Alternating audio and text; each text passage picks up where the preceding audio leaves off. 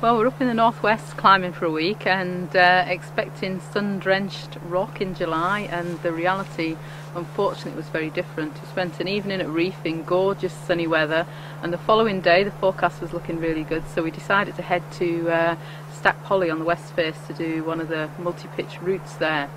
And day started off fine, no indication of poor weather coming in, and left the car park, walked up towards the base of the crag, and clouds started building in, sort of quite cumulus type clouds, and just as we were approaching the bottom of the route where we were going to get kitted out, the clag came down and it started raining. So we thought, oh, typical, made all the effort to get here and we're not going to get a route in.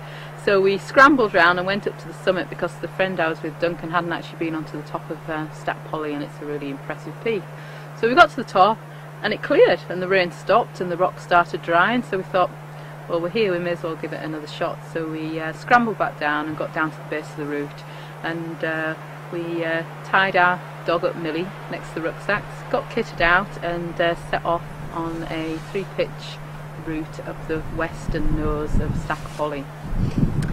First 2 pitches went fine, and nice dry rock, nice weather, and we were wearing literally what I'm wearing now, just a thermal vest. Everything else had been left in the rucksacks at the bottom, and set off leading on pitch 3, which was the final pitch up the sort of nose. It's quite a prominent nose at the top of Stack Polly, and all of a sudden the sky turned black, the heavens opened, it was torrential rain, which resulted in just water pouring down the rock face, and also it turned into a hailstorm, so there were massive, like centimetre size hail falling down on us, and thunder and lightning started. And by this time I'd actually belayed to the rock and was bringing Duncan up towards me, and all of a sudden became very aware that this thunder and lightning was really close to us, and then totally unexpected, a flash of lightning hit the rock about 15 metres above me, so just below the summit,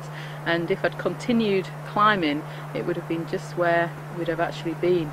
And it kind of hit it and sparked off with all this crackling noise, and it's extremely frightening because we were very exposed, we had metal bits dangling from us, we were soaked and shivering by this stage with the water and the temperature drop, and really in a situation where we couldn't really help ourselves. You know, we were in the hands of the gods. So we started abseiling down, and it's quite complicated terrain, quite broken ground in places, so there's quite a high chance of getting ropes snagged.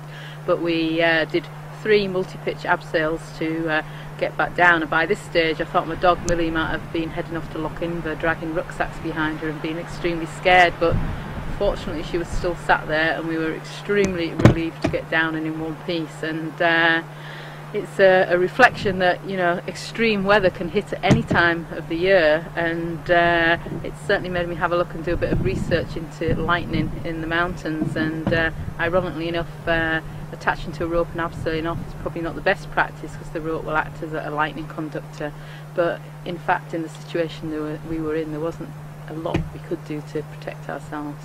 What have you learned from the experience? Well, what have I learned? Looking at the forecast in more detail would be good, but on saying that, looking at the forecast on hindsight after the incident didn't indicate thunder and lightning on that day, and it was extremely localised. Later on we picked up a hitchhiker, and he'd been on Sullivan, which is just to the north of Stack Polly, and he'd seen all this kicking off on Stack Polly, and he'd been just in dry, you know, reasonable weather, so it was really sort of localised outbursts, and we were extremely unfortunate. And so whether I could have done anything differently on hindsight, I don't really know, other than not try and go climbing in the first place. What's the best advice to offer people when they're going out and there's a chance of a thunder and lightning storm? I think to look carefully at the forecast, and if there is any risk of thunder and lightning, then maybe pick a location where you're not quite as exposed. Stack Polly is this huge rock of nose sticking up, you know, in the middle of flatland, so it's going to be a real attraction for lightning. You know, maybe pick somewhere, you know, lower, some sea cliffs for example, to try and sort of eliminate the risk and reduce the amount of risk that you're taking. And of course lightning strikes can happen anywhere, not only in mountains. Absolutely, yes. You know, they can happen in big flat places. In fact, a friend of mine was hit by lightning sheltering under a tree on a tennis course when she was a little girl.